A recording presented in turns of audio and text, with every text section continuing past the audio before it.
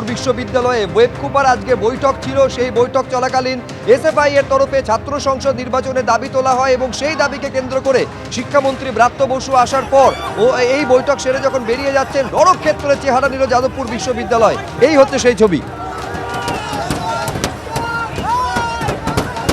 এরই পাশাপাশি এসএসকেএমে ব্রাত্য বসু যখন আসেন তখনকার ছবি দেখছেন।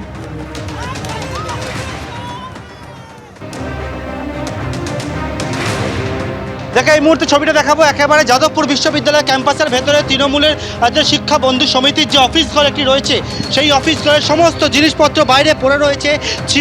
চেয়ার কম্পিউটার সেই সব জিনিসপত্র এবং বিভিন্ন কাগজপত্র তাতে অগ্নিসংযোগ করা হয়েছে, আগুন ধরিয়ে দেওয়া হয়েছে এবং পাশাপাশি যে অফিস ঘর সেই অফিস ঘর সম্পূর্ণভাবে ভেঙে একেবারে তছনছ করে দেওয়া হয়েছে। অফিস ঘরের গোটা ছবিটা আমার সহকর্মী শান্তনু দত্ত দেখাচ্ছে যে ছবিটা, সেটি হচ্ছে অফিস ঘরের বাইরের ছবি। এবার যে দরজা রয়েছে সেই দরজা সম্পূর্ণভাবে ভাঙা অবস্থায় রয়েছে। অফিসের ভেতর দিকে যদি দেখি একটি দরজা রয়েছে, সেই দরজার কাঁচ ভাঙা, সমস্ত জিনিসপত্র লণ্ডভণ্ড হয়ে রয়েছে এবং অফিস ঘরের ভেতরে কেউ নেই এখন। এবং সেই অফিস ঘরের ভেতরে দেখতে পাচ্ছ টেবিল উল্টে পড়ে রয়েছে, বিভিন্ন ছবি ভাঙা অবস্থায় পড়ে রয়েছে এবং এখানে বিভিন্ন জায়গায় দেখতে পাচ্ছি যে বিষয়টা সেটা বিভিন্ন জায়গায় এরকম কিন্তু ভেঙে একেবারে তছনছ করে দেওয়া অবস্থা সেটা কিন্তু রয়েছে।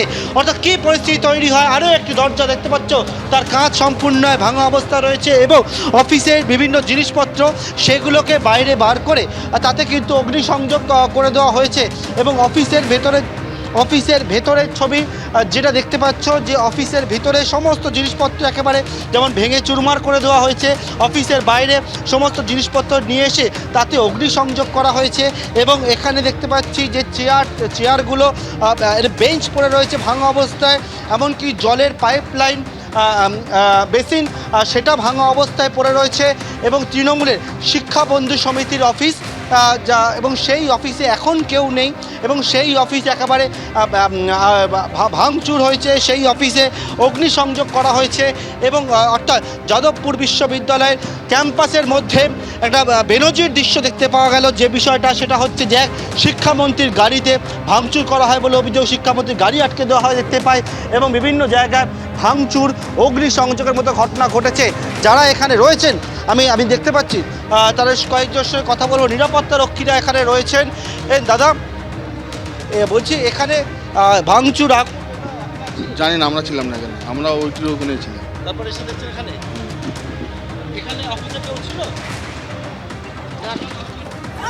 আমরা ছিলাম না, তো কি করবো, আমরা তো সবে আমরা কেউ ওখানে ছিলাম না। না, আমরা ফার্মেসি দিকে ছিলাম। আমাদের ওদিকে ডিউটি ছিল, ওদিকে ছিলাম।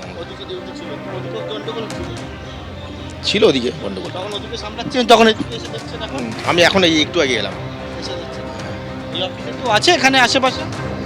বলতে পারছি না, না বলতে পারছি। অফিসের কাউকে দেখতে পাওয়া যাচ্ছে না। আবারও আমার সহকর্মী শান্তনু দত্তকে ছবিটা দেখাতে বলবো। এটা হচ্ছে যাদবপুর বিশ্ববিদ্যালয় ক্যাম্পাসের ভেতরের ছবি এবং সেই ক্যাম্পাসের ভেতরে যে অফিস ঘর, সেই অফিস ঘরে ভাঙচুর অগ্নিসংযোগের মতো ঘটনা ঘটেছে যাদবপুর বিশ্ববিদ্যালয়ের মধ্যে।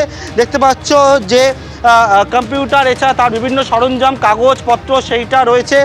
বোর্ড একটা যেটা হচ্ছে অফিসের যে বোর্ড, সেই বোর্ড একেবারে পুড়িয়ে দেওয়া হয়েছে, ভাঙা হয়েছে এবং এই হচ্ছে সেই বোর্ড যেটা হচ্ছে শিক্ষা বন্ধু সমিতির যেটা অফিস, সেই তৃণমূল কংগ্রেস শিক্ষা বন্ধু সমিতির অফিস, সেই অফিস একেবারে ভাঙচুর করা হয়েছে। আবারও অফিসের ভেতরের ছবিটা দেখাবো। অর্থাৎ বুঝতে পারছো যাদবপুর বিশ্ববিদ্যালয়ের ক্যাম্পাসের ভেতরে যে দৃশ্য, বেনজির দৃশ্য একেবারে, সেখানে দরজা ভাঙা অবস্থায় রয়েছে, চেয়ার টেবিলের ওপরে পড়ে রয়েছে এবং এখানে যে আলমারি, সেই আলমারি ভেঙে মাটিতে ফেলা।